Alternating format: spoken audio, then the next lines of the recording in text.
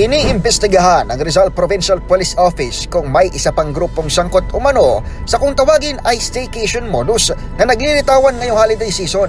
Bukod pa ito sa lalaking suspect na una nang naaresto sa bayan ng Rodriguez kamakailan.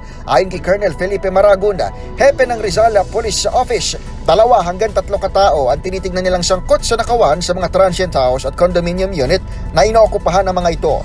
Nagrenta umano ang grupo gamit ang Airbnb o online platforms bago hino-hold up o niraransak, nililimas sa mga tinutuluyang bakasyonan.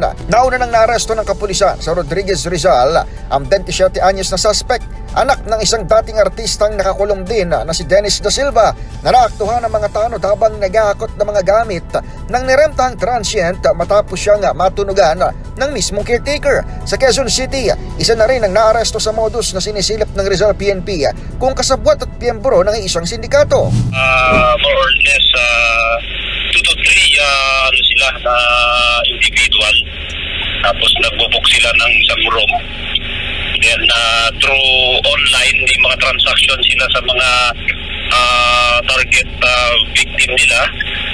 Then yun nga, kapag nandun na sila, yun nga, either hold up din siya, gano'n naman ang style. Nagpaalala naman si Colonel Maragon sa publiko, lalo na sa mga may-ari ng transient at condo unit, na paigtingin ang background check sa mga customer nilang usong-uso ngayong panahon ng Kapaskuhan. Para sa kauna-unahan sa Pilipinas, DZRH, ito si Edniel Parrosa.